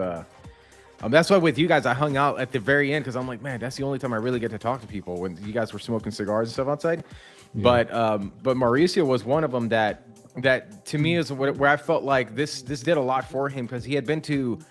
I've seen him posting throughout, and I would look at the comment sections and with him and stuff like that, and I'd see how he interacts with some people, and others he kind of rubs them the wrong way. But whenever he came out to the show, it's like he got to meet everybody and put a face behind the name. Then then his posting habits now, he's a lot more like I noticed that he's been a lot more like genuine and kind of joking about the fact that he's self-disqualified and whatnot, and being in better spirits about things. Super humble. Yeah, and then you look at and then I was reading through the comment section, and it's like I see you guys in there. So it's like he made a whole like list of friends now, which was like, yeah, for sure, cool, dude. So it kind of hopefully shaved off the rough edges on him. Yeah, he kind of rubbed me wrong a couple times, but I'd just give him shit. I'd see if he could, like you bust people's balls to see if they could take it, right? And if they can't, you're like, all right, cool. I can't really do that with him. I got to leave that guy alone or whatever. That's right. But he would always come back with some little snarky remark or whatever. I'm like, all right, this guy's pretty cool. I was like, oh, it is what it is. He can dish it and take it. It is what it is. And then we were at the event. I hadn't met him, and I thought I recognized him, and I was like, is that fucking? I was like, whatever. And I was about to, try shrinking some Geo Shield, I think it was, and he walks over. He's like, Shady, what's up, man? I'm like, Mauricio, right? And he's like, yeah, dude. Hey, you care if I borrow your torch? And I'm like, nah, dude, go ahead. He's like, why is this flame so much bigger than the one I got? And I was like, I don't know. I was like, which one you got? He's like, I thought I got the 8,000. Well, he made that post, and when he went back, it was actually a 4,000. And he was like, well, my life just changed. He was like, I thought I had the right one the whole time. Yeah. And he did the video of like the difference in the flames. And I was like, dude, I didn't know it was that big of a difference. But that shit, it's like 2-3 times as hot. So, yeah, the double disqualifications, dude. The double DQs. I was telling Marco because we just started rolling through a lot of the heat shrink battle content that we got, and I was telling Marco and Elia, I was like, I'm never putting you guys up first anymore. You guys cursed the entire division, man, because then it was like double DQ with them. Next round, double DQ. And then Mauricio was like, he got lucky to be the all he had to do is just shrink it and he disqualified. I'm like, fuck. All he had to do was finish it, man. What in the world, dude? Dude, that pressure, bro. It's pressure. It really is. Yeah. But that's what Alicia was saying that in the video, man. She was saying like it's so much different. Yeah, it's like you can do good in the shop setting, but I don't know because I'm the commentator, so I don't know what it's like to compete at a Tinter battle. So I can't speak to it. I just got to rely on you guys. But she was saying, yeah, the pressure is different. Having the cameras is completely different. Yeah. It's so because much different. you're going up against somebody and you have to beat them, and to have that type of pressure, and now you're out of your comfort zone. You're not Yep. doing that in the shop. You're playing it safe. But once you get up there in front of everybody and you got somebody across from You you, being vulnerable dude, as shit. That's something totally different, man. And that's why them guys, I mean, dude, all those dudes with the heat guns, man. I mean, with the torches, they disqualified themselves, but they're top shrinkers. They're good at what they do. How in the hell did that happen? Because they It's don't just do like it in a- competition. Yeah. They do it. It's they about do- a fraction they- of a difference, you know. It's always Well, that little thing. You have to also look at it that whenever you are on video and you're showing people that you can torch shrink, you're prepping the tent the way you want it to be. You pull it tight. You make Right. it where it'll work out for you. But when in that instance, oh no, man, it's something totally different. Right. You don't have that time. You know, you need to go ahead on and get right, because if you don't, you're gonna be put out. And then sometimes you don't get to set it like you want to. Like when I was telling Sean, he didn't have a whole lot of time to think it through, like what I was looking at, because I could see, I'm like, man, why is he trying to shrink all of that extra over there on the side, dude? Pull that shit out of the way. Right. You know, and that's what they don't think about that. So that's what happens, man. It's pressure, a whole Man, lot of it. I gotta ask, how I've never asked this before actually. When David, Carly, and myself are on the mic and we're doing commentary, how does that affect you guys? Do you know what we're listening? Do you hear what we're saying, or do you tune us out? Like, sometimes. It's Dude, I different tune for y'all me. out, man. Yeah. I tune you guys out because I'm one of those nosy dudes that'll stop and try to find out what's going on. You know? Well, I listen because you guys are telling me what the guy on the other side of the windshield is doing without Yep. me having to look. So Exactly. when he's going to that lower quadrant, so I'm like, oh fuck, I better hurry up because Yeah, I'm I still gotta on the speed top this shit quadrant. So on one of them, somebody got to the lower quadrant first, and I heard y'all say it, and I just went to the bottom and just back and Yeah. forth, didn't lay it or nothing, and then just laid it all for the win. But that's because I heard y'all say that person was ahead of me. that's got to be a Byung Yul, right? Because there was a match that you guys were like, man, you got it was him, wasn't I it? think that was the round 3. Yeah, that was an epic battle between you and Byung Yul, man. That was probably one of the more epic ones that I think we've seen. That was good. It was, yeah, dude, all of it, man. All of it was amazing. So Hey, when boys, it I'm comes gonna to, jump out of here. okay, I'm still See at you, the bro. academy. Thanks for so I'm gonna joining. head. It was awesome. Thanks for having me on, dude. thanks for Thanks for joining, having bro. All right, buddy. Thanks for the Take care, my judges' man. input. Love you, bye. Love you. Bye. Good dude, man. Yeah, man. I'm glad y'all linked up, dude. I told him for so long. I'm like, motherfucker, you have to talk to Carlos. I was like, I y'all want are to work like, with him now. it's Like, gonna be the same. I was Yes. like, it's gonna be like working with yourself in a way. But okay, so when it comes to us hearing commentary, I hear when you say my name, I hear you. When you're talking about anything else in the competition, I could give a fuck. Like I'm like, I gotta make sure he's getting my facts right over here or something, you know. I don't which know I've what it fucked up is. a lot.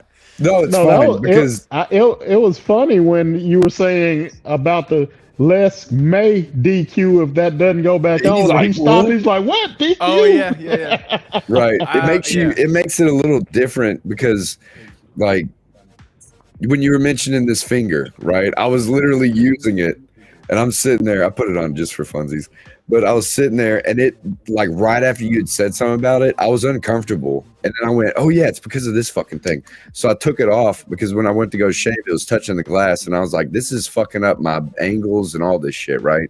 So I was like, "I gotta take it off." I ended up throwing it in the car, and then later I'd barely seen it, and I was like, "Oh shit, I might need to get that out of there," but I didn't see the shaved piece of film in the floor anyway.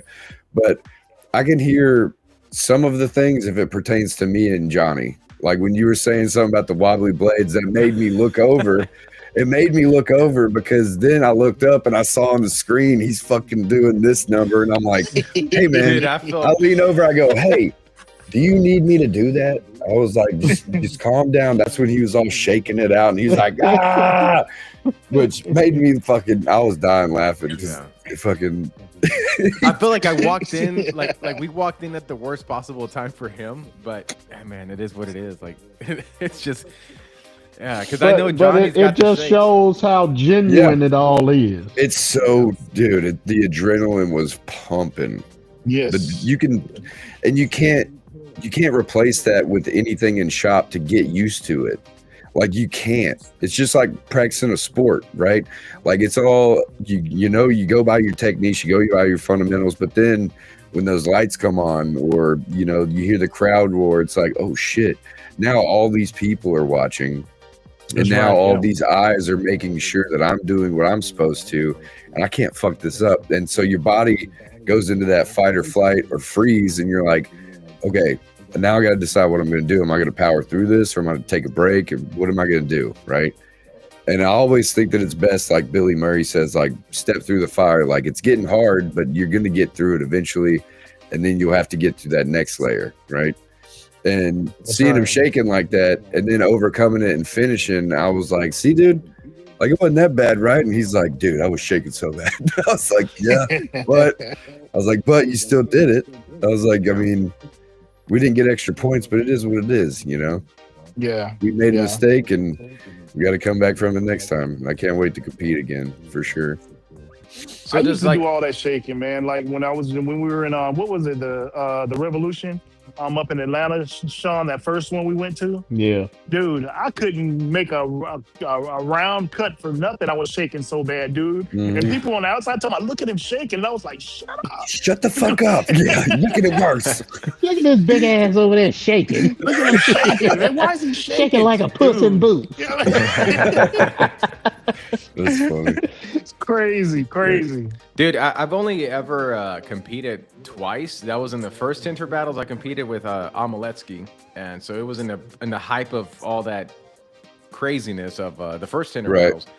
And then I competed at WFCT, which was like the total opposite. It was like competing in a library, and I actually got more nervous on the quiet side for me personally, because I can thrive off of energy, but at WFCT, it was so quiet and nobody could ever talk to you. It's just, I don't know, man. I was like, I'm not used to this, man. I got more nervous being in the quiet side of things. But so, like, is it the same for you guys as well? Like, do you prefer more of the high energy or more of the?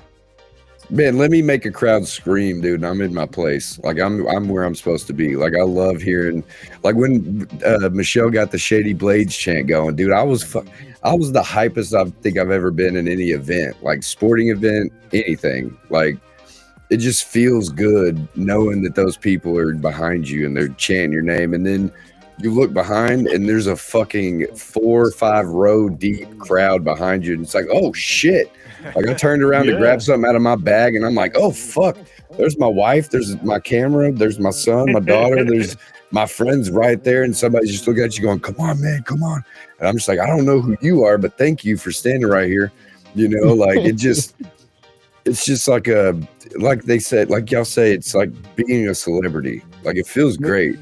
Yeah, it feels so good. It feels like you're worth, I definitely prefer the high energy and the hoopla. It just because it fuels me. Yes. So when we got ready to start the auto, I just cut my section of film, and then when they said stand in front of the car, I did, and I freaked around and flipped my film reverse. So when I go back to the car and I cut it, and I'm good to go, and I shrink it, and then I put it on the peel board to peel the liner, and I'm peeling film, and I'm like, what the hell? So I had to start all over, but because of all of that energy, I did it all again, got it laid, got finished, and still had like 4 minutes to spare. But it's because of that energy drive. Now, when I was at WFCT and started over, it came down to the last few seconds on something that I know I should have blazed through. But it's so quiet in there, and the energy in there. So I just feel like I'm lacking something. So it's more like I just love that vibe. It's like a healthy distraction. You know what I'm saying? Yeah. Like whenever it's quiet, it's like an unhealthy feeling and uneasy as shit. You're like, when you can hear a mouse fart in there, dude, you're like, man, Dude, for real. like you're like, what am I doing? Is everybody staring at me? Like you get paranoid that like everybody's staring at you. But whenever everybody's loud and there's things going on, you're like, ain't nobody paying really a lot of attention to me in a sense of like critiquing me. But they're like just trying to have a good time, and you're like, cool. Now there's not as much pressure in a sense, but you still have the pressure on you. You know what I mean? Like it's a healthy pressure as opposed to like a frightened I need a kiss too. pressure. Be quiet, son. Sean talking about he need a kiss too. I'm on the Dark Truth. I might have some Hershey's over here. No, Hey. boss lady gave Avery a kiss. Pecan. Yeah. Hit her with the wave. Hey. But yeah, Sean, you're right though, man. It's the energy, and then you get a chance to talk to the people that's behind you because they're talking to you, and you can actually say something to them. Versus the other one, the other competition, you can't do none of that. Yeah, man. they tried to DQ me this past year. You get the crowd involved. Yeah, when you get them involved by like even just saying like how Sean was teaching Gilbert about the back glass on the Charger. Like that engages them to where they're like, shit, I like this event. Like he gave me advice while he was competing. Or like like if my son's standing there and he's trying to talk to me while I'm competing, he's like, oh, my dad's paying attention to me, but he's supposed to be competing in this event, you know, like it shows like an interest in the people watching and not just the competition, you know, so you get the best of both worlds. Like you get to enjoy the competition and be a part of the show as an audience member, you know. That's right. And that's what I like to do when y'all are doing heat shrink or like the flag glasses going on. Like I'm yelling at Pete and Johnny in flag glass, like, hey, come on, let's go. Like you got this over here. Like you got this over here, helping them. And then, you know, they appreciate that too. Because, you know, you can miss something if you're not paying attention. You're too hyped up or your adrenaline's pumping too hard, you know. You overlook things or you don't think about something or you miss a step or you drop a tool or you leave a piece of blade on the glass or something or on the frame or whatever, right? Where in the other ones, you just got to be quiet and it is what it is. And no matter how much you want to help somebody, you can't help them. You can't help them. You can't. And I just don't like that. I just don't like it. And you got some people, they'll tell you, you know, if you've made a mistake or something, they'll say, hey, I see a tunnel. You know, it'll kind of make you aware, okay, let me knock this down. And the other one, you can't do that. You can't, they can't do anything at all. So I would love doing Tinter Battles and, you know, and just keep doing that. What the hell happened to Shady? I think he Shady, just disappeared. Somebody done called him. That's what happened to me. Somebody will call you and that'll kill it. David Carlin, he's out there hungry again with the pizza flips.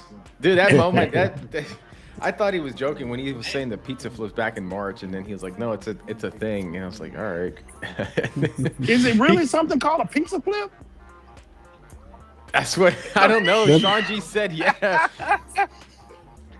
I started I like thought it was Frankenstein. You know, I don't know. Yeah, that's what I call it too. In there and flip it to go to the back glass. That's the pizza flip part. That's how I do it for like truck back glasses because I'll hold both top corners, and when I get in, I'll be like, just kind of pop it over, and I'll be like, ugh.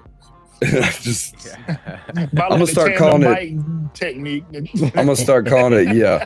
What we got next? A unicycle or some shit? Well, that was the thing. That was like so Carly was the one that was talking about pizza flips in March, and then I jokingly told him, I was like, I hope you're hungry because we need more names for these techniques. And then he saw Fernan behind his partner when they were like two-person in that back glass, and he called it a tandem bicycle technique. And I was like, what the fuck? Man, yeah. Oh yeah, I've heard of that. It's and a nobody tandem bicycle technique. I was like, what the hell?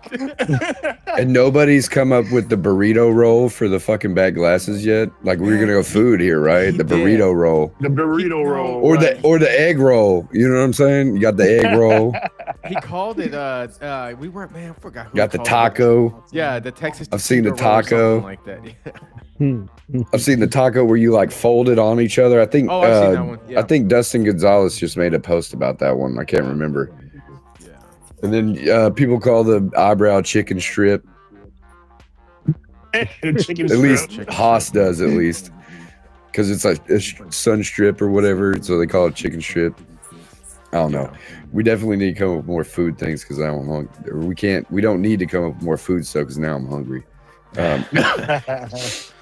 But guys, I've been live for about an hour and a half. I'm gonna probably do about 15 more minutes or so because I actually gotta go eat. I cooked before I started, and I forgot that I did it at 6, and then I was like, oh shit, I gotta get ready way sooner than I thought.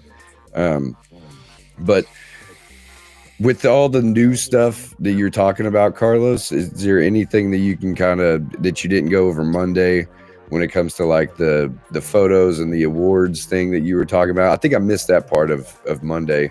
But what's next with do we have a location yet for the next little 2026 fall? In the fall? No, man, it's still in the early planning processes, but there's a few, I was gonna say there's open conversations, man, as far as like this thing can have a lot of different directions, but it's definitely going to evolve to a multi-year show because we do pretty good at finding new audiences to bring into the event spaces, and so I want to start bringing this more to other areas that are underserved to discover other talent. So of course anybody who's our regulars can come out, and they're always going to be welcome, but I want to go into certain regions where where there could be more presence. West Coast is one of them, and so that's actively that's an active goal, going out to the West Coast and trying to see, like, are we going to bring somebody out who's going to just shatter records or something. Because whenever I've gone out to other shows, and especially like at SEMA, we discovered, I would say, like Dominique, the 17-year-old girl that went and was competing at the Heat Shrink Battles. We were at SEMA, and then I was starting to do certain challenges, and you get people that are starting to come through, and they kind of try themselves out. She was one of those, like, man, if you guys saw the performances that she had over in November, she was crushing people like back to back. So, and then she comes out to the Heat Shrink Battles, and her first opponent is Byung Yul, which was like, damn, man. It's like, that's a shitty draw, bro. Yeah, that's like that right there. But you go against one of the best in the beginning, you get to see where you're at. You know what I'm saying? Like, you get a gauge.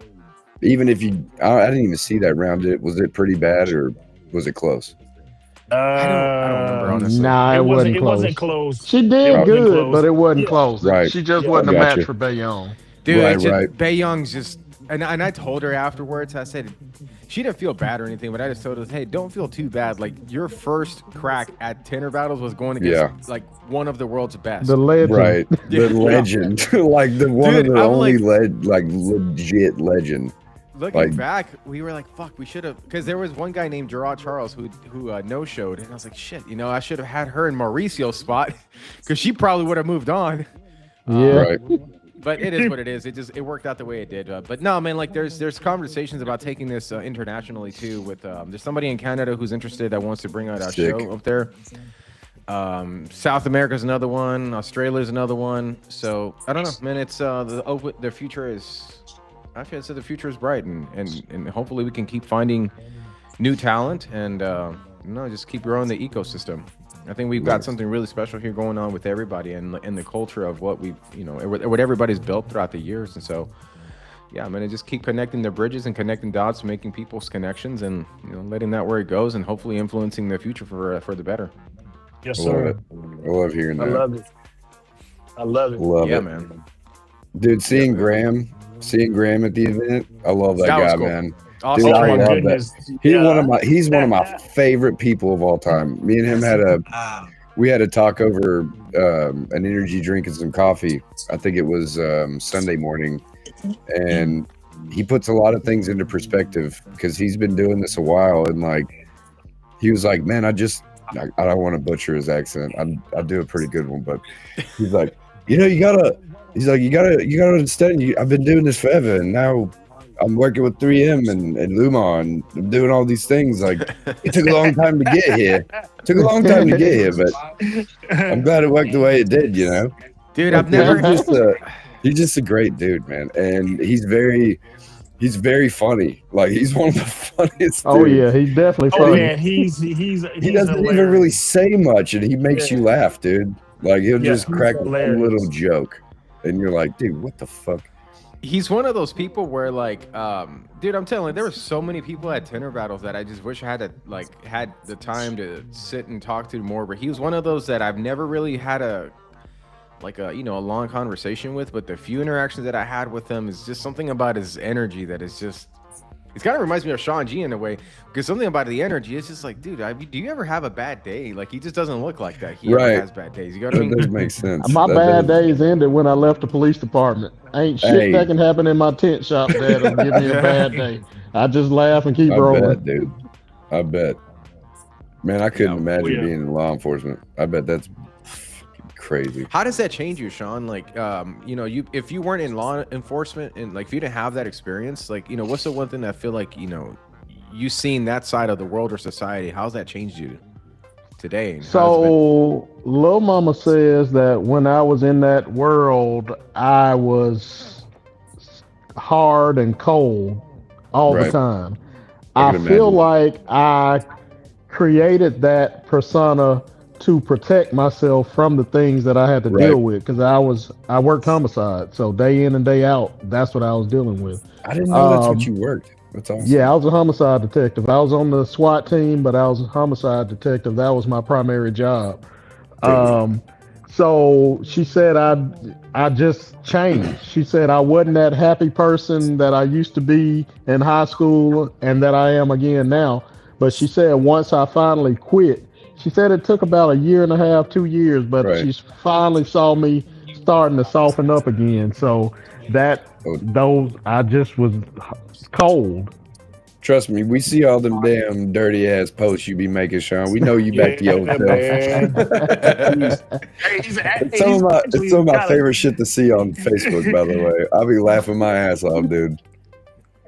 Hey, he's kind of gotten good at it now, because it used to be bad, real bad.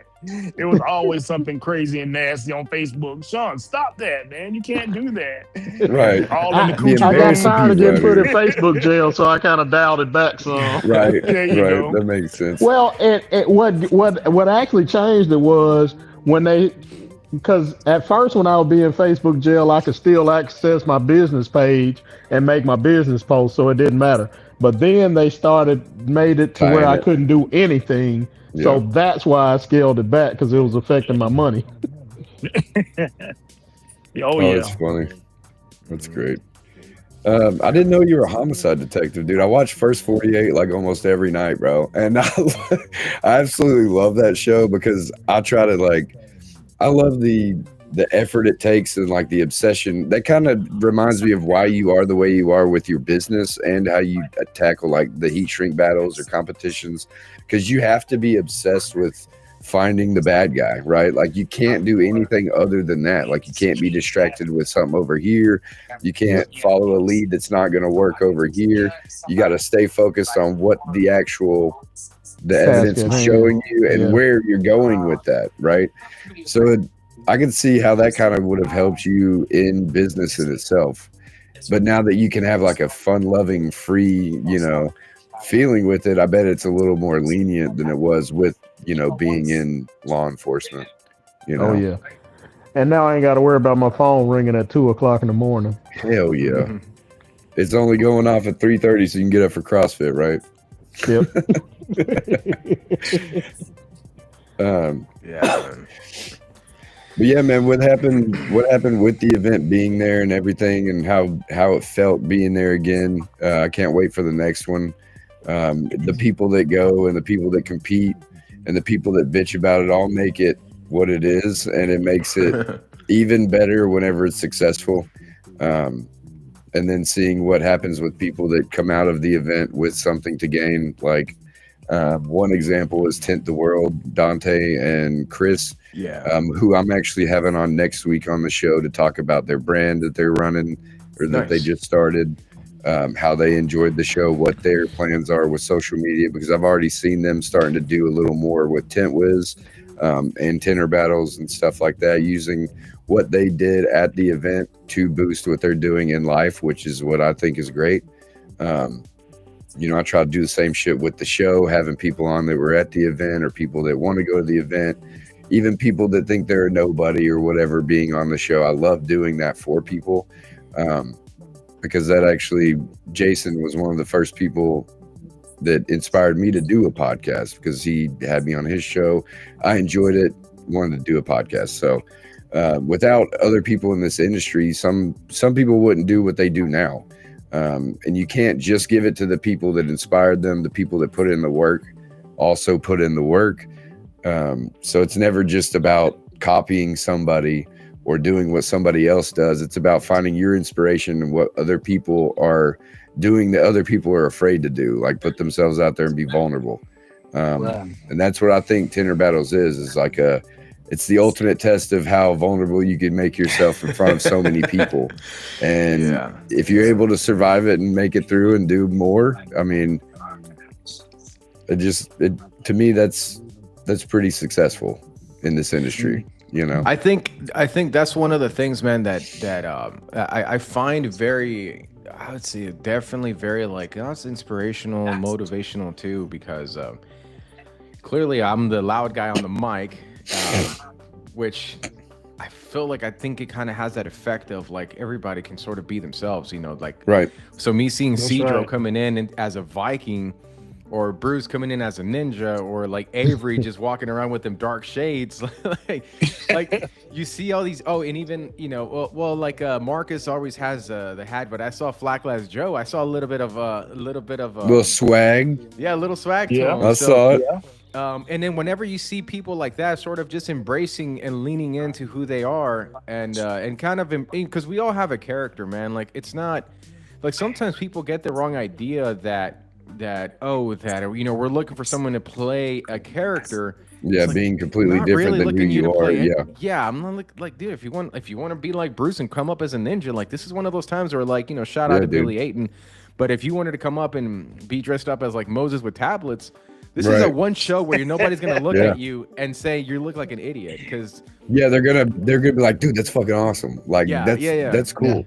And then you see That's the right. kids, like to me. So what I think like the special part of that kind of like that aspect of the culture of these shows is that it almost like reignites that childlike spark in us. Exactly. And then you see like the kids that are around that are watching this. When you're a kid, you think of things that are larger than life, and so you can get inspired. Like kids are impressionable, and so when you see like grown adults and they're kind of like really leaning being in on goofy, and being themselves. I think that's been inspirational to some of the kids, because I know like a few I know it is to my son, dude. Yeah, well, yeah, he exactly. loved everybody that was there, man. He looks up to everybody because everybody was so nice. The only thing he kept saying was, everybody's just so cool, and they just talk to me, and I'm like, yeah, they do, dude. I'm like, you're my kid, man. Like they're gonna be nice to you, like that's kind of one of the perks of being, in front of the cameras and shit, is like when you're the child of one of these people that are in this event, like they look at you different too, because it's like, dude, that's the prodigy, that's the next one, Yeah, I think this year I definitely heard a lot more kids that are like wanting to compete. Because even Pete's little brother, he was 11 years old, and like my brother who was working at the show, he got a video clip of him that we'll be sharing at some point, but Pete's little brother was like there in the middle of the hype, and he was just so excited. He was so happy about it. He was saying like, I want to compete like my big brother Pete. I want to be a tenor just like him. So that's just gonna make me cry, by the way, when you drop that video. That kind of stuff hits me right here.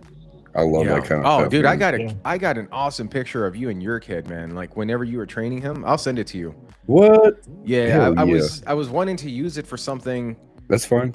No, I'm gonna send it to you regardless, because I definitely wanted to send, like, there are things that I want to send out to people, because we got a lot of good photography, man. But I know the things that have worked for me, like especially like this show for me, whenever I got some of the photography back and I saw certain pictures of, like, there's one where I was behind something and I had all these mics on me and all this shit. And when I saw that picture, I was like, how the fuck did I become a producer of a show? Like, I just never in a million years would have thought, but it just happened. And then but that's the power of imagery. Being to step back and look at something, Yeah, and then like, there's other pictures that I have of other people that I'm like, I'm sure this would have that kind of impact on others. So one of the things that I want to do, like there were so many things that happened this year's show that I want to preserve a lot of those stories, and so a lot of the creative is trying to gear that towards how do we preserve some of these stories, and how could I put an awesome picture of Sean G somewhere that could be displayed, so that it's rather than it living in a memory that tends to fade away, it's preserved as some kind of tangible item. So, but yeah, we do got some projects going out. Can't wait. So yeah, we got some stuff heading out. I think we started either shipping them today or tomorrow. My staff is handling it.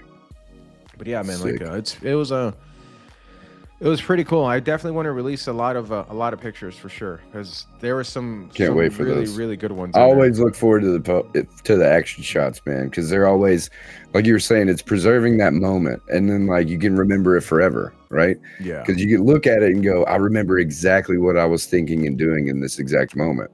I mean, most of the time you can, but then it's just, it's cool to have them, just to have them too, not because of some memory. It's just, oh damn, I look good in that picture. Like I look really good in that picture, man. They got my good side. Yeah.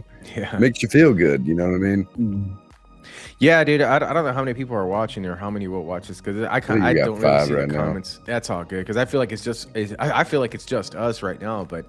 Right, man. Like I got when I first got these pictures, and I was starting to, I had hired 2 photographers for this, and they were both like really professional level, but slightly different styles, which I'm so glad that I did, because some guys get different perspectives.